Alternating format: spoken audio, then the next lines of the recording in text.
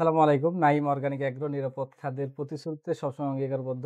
আ Naim organic এগ্রোতে আজকে visit করতে আসছে এক ভাই। সুদূর খুলনা থেকে আসছে। তো আমি ওনাকে রিকোয়েস্ট করব আমার খামার ভিজিট করার পর তার অনুভূতি প্রকাশ করার জন্য। জি ভাই, একটু বলেন আপনার অনুভূতিটা। তো অসংখ্য ধন্যবাদ নাইম ভাই আপনাকে। আমার নাম হচ্ছে গৌতম মন্ডল। আমি খুলনা থেকে আসছি। আমি এনজিওতে কর্মরত আছি। আমি একটা প্রতিষ্ঠান পরিচালনা করি। এই প্রতিষ্ঠানের নাম হলো HELPS, human environment and livelihood promotion society HELPS. আমরা খুলনাতে কাজ করি। তো কৃষি, স্বাস্থ্য, স্যানিটেশন, বিজ্ঞান, তথ্য প্রযুক্তি, প্রতিবন্ধী এই বিষয়গুলো নিয়ে আমরা কাজ করি। তো আমি দীর্ঘদিন ধরে নিজে উদ্যোক্তা হওয়ার জন্য একটা আমার ইচ্ছা এবং আমি যেটা নিয়ে কাজ করতে চাই সেটা হচ্ছে যে কৃষি নিয়ে কাজ করতে চাই এবং উদ্যোক্তা হিসাবে কাজ করতে চাই। জি, জি। এই স্বেচ্ছাসেবীমূলক প্রতিষ্ঠানের পাশাপাশি উদ্যোক্তা হিসাবেও আমি নিজেকে পরিচিত করতে চাই।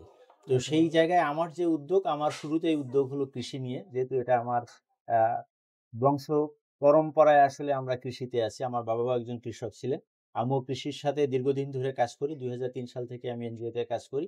সেই সুবাদে আমার শুরুটা উদ্যোক্তা জীবনের শুরুটা আমি কৃষিতেই শুরু করতে চাই।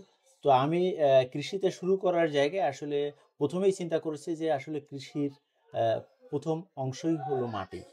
এই মাটির স্বাস্থ্য রক্ষার থেকে শুরু করে আসলে আমি পর্যায়ক্রমে যে ফসলের ধারাবাহিকতা সেখানে কাজ করব। তা শুরুতে মাটি নিয়ে কাজ করার জায়গায় আমি আসলে জৈব সার নিয়ে কাজ করতে চাই। যে আজকে রাসায়নিক সারের প্রচণ্ড মাত্রায় রাসায়নিক সার ব্যবহারের কারণে মাটির যে উর্বরা শক্তি হ্রাস হচ্ছে এবং ফসলের যে উৎপাদন হুম, উম সু এটা অনেক কমে আসতেছে এবং মাটি দিন, দিন যে খারাপ হয়ে যাচ্ছে সেই কারণে এই জৈব সার আসলে আমাদের এখন ব্যবহারই করতে হবে এবং এটা একটা উপযুক্ত সময়ের মধ্য দিয়ে যাচ্ছে যে আসলে জৈব সারের কোনো বিকল্প থাকবে না। তো মানুষ যেহেতু এখন উৎপাদনের দিকে এত বেশি মনোনিবেশ করছে যে আসলে মাটির স্বাস্থ্য নষ্ট হয়ে যাচ্ছে সেটা খেয়াল করার মতো সময় নেই। জি, শুধু উৎপাদন বৃদ্ধির কারণে বেশি রাসায়নিক সার প্রয়োগ করলে বেশি উৎপাদন হবে। এই একটা প্রত্যাশা মানুষের মধ্যে কাজ করছে। কিন্তু আসলে যদি আমরা লক্ষ্য করি যে কিছুদিন পরে হয়তো আমাদের মাটি আর এই ধরনের ফলন দিতে পারবে না।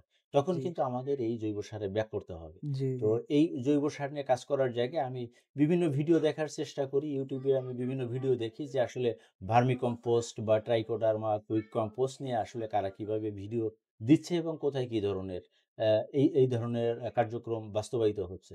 তার মধ্যে আমি যত ভিডিও দেখি তো আমি দেখছি যে আসলে নাইম অর্গানিক এগ্রো তাদের যে ভিডিও এবং নাইম ভাই যে ব্যাকগ্রাউন্ডের জায়গা থেকে এসে উনি আসলে এই জৈব সার নিয়ে কাজ কাজ করতেছেন, এটা আসলে আমাদের জন্য একটা অনুপ্রেরণা এবং আমি বলব যে আসলে একজন কৃষক মানে যে সে মূর্খ হইতে হবে, একজন কৃষক মানে যে সে কিছু না জানা হইতে হবে, বিষয়টা এমন না। জি, জি, জি, একজন কৃষক মানে একজন কৃষি বিজ্ঞানী। জি। তো সেই কৃষি বিজ্ঞানীর ধারায় যদি আসলে শিক্ষিত মানুষের ইনভলভমেন্ট আরো বেশি হয়, তাহলে আমাদের কৃষি আরো বেশি সমৃদ্ধ হবে। তো সেই অবশ্যই। জায়গা থেকে নাঈম ভাই আপনার এই কৃষিতে আসাটা আমি সাধুবাদ জানাই এবং আমি মনে করি যে আপনি যে প্রত্যয় নিয়ে শুরু করেছেন, আপনি আপনার জি। কমিটমেন্ট, আপনার বিশ্বস্ততা, সততার জায়গা থেকে যদি এই জায়গাটা আপনি আ কন্টিনিউ করেন, এই ধারাবাহিকতা যদি বজায় রাখেন, তাহলে আমাদের কৃষি আপনার কাছ থেকে অনেক কিছুই পাবে এবং আপনি নিজেও সমৃদ্ধ হবেন। এই মাটির প্রতি আপনার মমতা বৃদ্ধি পাবে এবং অনেক দায়িত্ববোধ আপনার তৈরি জি, হবে। জি, জি। আর সেই দায়িত্ববোধ যদি আপনি অন্যদের মধ্যে শেয়ার করেন, তাহলে আপনার সাথে আপনার অসংখ্য সহযোদ্ধা তৈরি হবে। যারা জি, এই বাংলাদেশের সমগ্র বাংলাদেশের কৃষি নিয়ে একসাথে কাজ করার সুযোগ তৈরি হবে।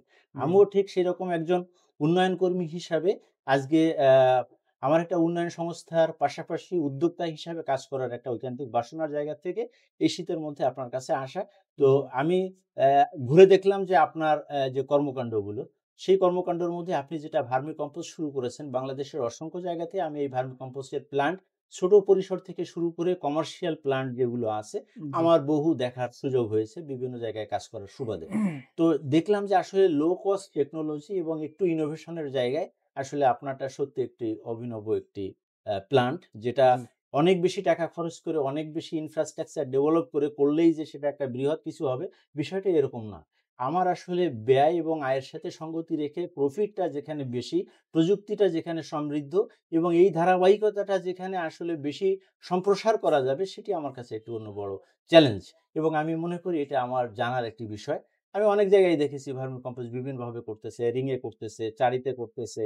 তারপর আপনার এই যে পাকা হাউস করে করতেছে, বিভিন্নভাবে বেড পদ্ধতিতে করতেছে, ক্যারেট পদ্ধতিতে করতেছে। কিন্তু আসলে মানুষ শুনে করতেছে। বুঝে বা ডেপথনেস বা এইটা নিয়ে একটা গবেষণা, এই জি, পদ্ধতিগুলোর সাথে আসলে খুব কম মানুষই আছে। নাঈম ভাইয়েরটা কপি করতে মানে ভিতর থেকে যদি জানা না থাকে, কপি করে আসলে খুব বেশি এটাকে প্রমোট করা সম্ভব জি, না। জি, জি, এটাকে সম্প্রসারণ করা যাবে না। মানে সবাই কিন্তু ওই জায়গাটায় যেয়ে থেমে যাচ্ছে। আসলে খুব বেশি আর এক্সটেনশন হচ্ছে না। যা শুরু করছে ঐরকম জায়গাতে। তো আপনার এই জায়গাগুলো আমার খুব ভালো লাগছে। আমি ভার্মি কম্পোস্টের আপনার যে লো কস্ট টেকনোলজি এটা আসলে খুবই রেয়ার বলব। কারণ খুব বেশি জায়গাতে আমার এইভাবে দেখা হয়নি যে আপনার তাঁবু দিয়ে ছোট শেড করে, বেড করে এটা করতেছে। হ্যাঁ, বেড দেখেছি সেটা হলো যে একটা স্ট্রাকচার ঘরের ভিতরে বেড ঘরের করে ফ্লোরে বেড করে করছে। কিন্তু আপনার মতে এত ভাবে আমি দেখি নাই। আমার জি, চলাফেরার মধ্যে ওটা পড়ে নাই। তো এখানে আপনার কম খরচের মধ্যে, কম লেবার খরচের মধ্যে এবং সারের যে প্রাচুর্যতা, সেই প্রাচুর্যতা এখানে অনেক বেশি। এবং আমি দেখলাম আমি আজকে নিজে লক্ষ্য করলাম যে প্রতিটা বেডে কি পরিমাণ গোবর আপনি দিয়েছেন এবং সেখানে কি পরিমাণ সার আহরণ হচ্ছে এবং কিশোর বংশবিস্তারের ক্ষেত্রে এটা একটা উপযুক্ত পরিবেশ। বিষয়গুলো আসলে আমাকে অনেক বেশি অনুপ্রাণিত করেছে। জি, দ্বিতীয়ত আপনি যে ট্রাইকোডার্মার যে নতুন প্রযুক্তিটা শুরু করেছেন এবং এর আগেও আপনি ২-৩ টা স্লট হয়তো সার এখান থেকে উৎপাদন করেছেন। তারপরে যে অবস্থায় আছে আসলে ট্রাইকোডার্মাটাও আপনার এখানে ট্রাইকো অনেক কম্পোস্ট বলে। হ্যাঁ, ট্রাইকোকর্মসটাও আপনার এখানে অনেক ভালো হবে এবং বিগত দিনে যেটা করছেন সেটার যে রেজাল্ট, সেই রেজাল্ট থেকে আপনার এখন অনেক রিপিট কাস্টমার আসতেছে। তার মানে আসলে সারের কোয়ালিটিটা অনেক ভালো। জি, ভবিষ্যতে আপনি এটা আরো বড় করবেন সে প্রত্যাশাও আপনার রয়েছে। জি, তো আমরা চাই যে আপনার মতো আসলে অনেক উদ্যোক্তা এবং সদিচ্ছার মানুষ দরকার। কারণ অনেকে শুরু করেছে কিন্তু তারা এটা সম্প্রসার করার জায়গায় অনেক সংকীর্ণতা তাদের মধ্যে রয়েছে। যে আসলে সবাই বোধহয় আমার প্রতিদ্বন্দ্বী হয়ে যাবে। জি, নাইম অর্গানিক এগ্রো এটা যদি সবাই অর্গানিক এগ্রো হয়ে যায় তাহলে তো এই এগ্রো আর বেচা কেনার জায়গা থাকবে না। তো মানুষের এই যে এই সংকীর্ণতার জায়গাটাকে আমরা ভুলে গিয়ে কারণ আমাদের কাজ করার যে সুযোগ, অসংখ্য সুযোগ। আমাদের প্রতি বছর যে লক্ষ, লক্ষ টন রাসায়নিক সার আমদানি করতে হয়, সেই জায়গায় নাইম অর্গানিক এগ্রো কেন আরো ১০০০ এগ্রো দিয়েও এই চাহিদা পূরণ করতে আমাদের অনেক সময় লেগে যাবে। জি, এবং প্রযুক্তি এত বেশি আগাচ্ছে যে আমাদের ১ ফসলের জায়গায় এখন ২ ফসল, ৩ ফসল বহুমুখী ফসলের উৎপাদন। অতএব অসংখ্য সারের দরকার। সেই সারটা যদি আমরা জৈব সার দিয়ে চাহিদা পূরণ করতে পারি সেটা আমাদের জন্য অনেক বড় প্রাপ্তি হবে। আমাদের এই মাটি, আমাদের এই মানুষ একসময় আসলে রাসায়নিক সারের যে প্রাদুর্ভাব, এর যে খারাপ প্রভাব, ক্ষতিকর প্রভাব, এই প্রভাব থেকে আমরা মুক্ত হতে পারবো। জি। সর্বোপরি আপনার এই উদ্যোগকে স্বাগত জানাই। ভবিষ্যতে আমরা যদি একই নেটওয়ার্কে, একই প্ল্যাটফর্মে এসে কোনো কিছু কাজ করতে পারি আসলে ভালো লাগবে। আপনাদের কৃতজ্ঞতার ঋণ শোধ হতে পারবো। আপনাকে অসংখ্য ধন্যবাদ। অসংখ্য ধন্যবাদ ভাই আপনাকে। আমি আসলে আমার যেটা প্ল্যান পরিকল্পনা ছিল, সেটা হচ্ছে আমিও একসময় বেকার ছিলাম। তো বেকার থাকলে আসলে কি পরিমাণ ক্যাপিটাল থাকে এবং বেকারকে কেউ আ অর্থ দিয়ে একটু সহযোগিতা করতে চায় না যে ও কিছু করুক। সবাই খালি বলে যে চাকরি করো। চাকরি ছাড়া আর কোনো কিছু দুনিয়াতে কেউ ভাবে না। পিতামাতাও ভাবে না, ফার্স্ট কথা। তো এরকম চিন্তাভাবনা থেকে আমি যখন বেকার ছিলাম তখন তো আমার অল্প পুঁজি ছিল। আর অল্প পুঁজিতে কিভাবে একটা ব্যবসা রান করা যায়, সেই সুবাদে কিন্তু আমি এগুলা চিন্তাধারা থেকে এগুলা আবিষ্কার করছি। এবং আমার ওইখানে আমি একটা ফল বাগান করছি। দেখেন ওখানে ফল বাগান ফলও হচ্ছে, নিচে আবার ভার্মি কম্পোস্ট সারও উৎপাদন হচ্ছে। এবং একবারে খুবই লো কস্ট এ। এবং ওইখানে আমি ওদের মানে কেঁচোর যে একটা ন্যাচারাল পরিবেশ দরকার আমি ওইখানে ওদেরকে ওইটা দিয়েছি। এই কারণে ওইখানে খুবই একটা ভালো রেজাল্ট আমাকে দিচ্ছে। সর্বসাকুল্যে আমি চেষ্টা করতেছি যে আমি অনেক মানে কৃষি উদ্যোক্তাকে তৈরি করা। যেহেতু কৃষির একটা মানে প্রচুর সম্ভাবনা আছে আমাদের বাংলাদেশে। যেহেতু আমরা একটা মানে কৃষি নির্ভর একটা দেশ। হুম, আর ২য় কথা হচ্ছে যে আমরা ধরতে গেলে মানে সবাই কোনো না কোনো ব্যাকগ্রাউন্ডের কিন্তু ফ্যামিলিগতভাবে কৃষিকাজ করে আসছে। হয়তো এখন করে না কিন্তু কিছুদিন আগে ১০ বছর আগে করছে। সেই সুবাদে এইটাতে আরকি ওদের ইনভলভ হওয়া সহজ। কারণ যারা গ্রামে বসবাস করছে তারা ছোট থেকে তো কৃষি বিষয়টা দেখছে। ওগুলার সাথে মানে চলাফেরা করছে। এই কারণে ওই বিষয়টা কৃষিটাতে যত সহজে ও মেনে নিতে পারবে, অন্য একটা সেক্টরে বিজনেস করাটা অত সহজ না। তো সব দিক চিন্তা ভাবনা করে এবং লো কস্ট এ চিন্তা ভাবনা করে আমি মূলত এটা করছি। আমি দেখছি আমি অনেক কয়েকটা খামার আমি ভিজিট করছি। ওরা আসলে স্ট্রাকচারে যে পরিমাণ টাকা ব্যয় হুম, করছে, হুম। যে প্রজেক্ট শুরু করবে এখন তখন আর ওর অর্থ নাই। তখন ও অপারেশনে স্ট্রাকচার অর্থ নাই। দেখায়া হ্যাঁ, অপারেশন করবে তখন ও স্ট্রাকচার দেখায়া কি লোন করতে যাচ্ছে। হুম, তখন এমন মানে সিচুয়েশন এ পড়ছে যে ব্যাংক থেকে যখন কর্মকর্তারা ওনারা ওখানে আসছে, ওনারা দেখছে যে ইনি স্ট্রাকচারে এত টাকা ব্যয় করছে, এখন যে কাজ শুরু করবে, প্রজেক্ট শুরু করবে, এখন আর অর্থ নাই। তার মানে ওর প্ল্যানিং এ ভুল আছে। হুম, উনি শুরুতেই প্রচুর টাকা ইনভেস্ট করে ফেলছে কিন্তু কাজ এখন পর্যন্ত স্টার্ট করতে পারেনি। তো এই ক্ষেত্রে তখন অনেক ক্ষেত্রে দেখা গেছে যে ব্যাংকও তাকে লোন কোনো দেয় নাই। তো সব মিলে আমি চিন্তা করছি আগে মানে আমার যেটা চিন্তা আগে আপনি লো কস্টেই প্রজেক্টটা রান করেন। হুম, একটা ভালো পর্যায়ে নিয়ে আসেন। তারপরে এর ভবিষ্যৎ ফিউচার কারণ প্রত্যেকটা প্রজেক্ট সবার জন্য প্রযোজ্য না। হুম। এবং সবাই যে প্রত্যেকটা সেক্টরে সফল হবে সেটাও কিন্তু না। তো আপনি অল্প দিয়ে শুরু করে আগে দেখেন এটা আসলে আপনার জন্য সুইটেবল কিনা। এখন আপনি একটা শিক্ষিত লোক, মানে একটা মাস্টার্স পাস ছেলে।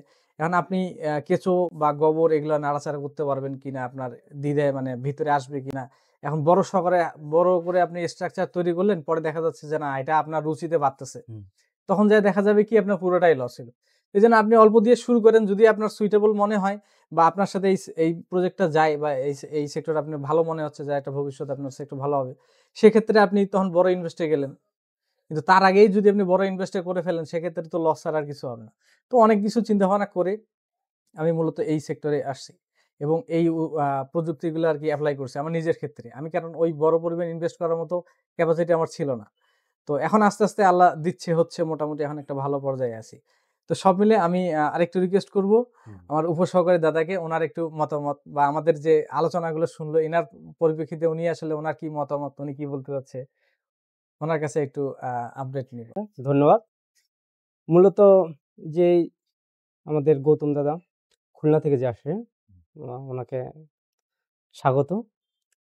এই বিষয়টার উপর বেশ ভালো একটা বিষয় উনি বলছে যে মা মাটি দেশ, দেশের কথা বলছে। আসলে যা কিছু করি না কেন যদি ভালোবাসাটা না থাকে তো সেখানে সফলকাম হওয়া কিন্তু, যদি ওটাকে শুধু ব্যবসা হিসেবে যদি দেখা যায় সেটা কিন্তু হবে না। হুম। ভালোবাসাটা কিন্তু থাকতে হবে। যেমন নাইমের কেজি ১০০ কেজি ২০০ কেজি কেঁচো আছে। সেখান থেকে যদি তার একটা কেঁচোর প্রতি ভালোবাসা না থাকে, একটা কেঁচো মুরগি খাচ্ছে খাক, মারা যাচ্ছে যাক, হ্যাঁ?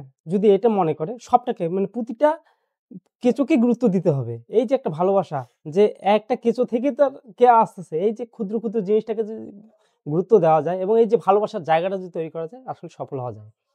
উনাকে আমি ধন্যবাদ দেই, অনেক দূর থেকে আসছে। আর নাইমের এই অগ্রযাত্রাকে আরো উন্নতি কামনা করে, হ্যাঁ, মানে সফলতা কামনা করি আরকি। বলে আমার কথা শেষ করলাম। ধন্যবাদ।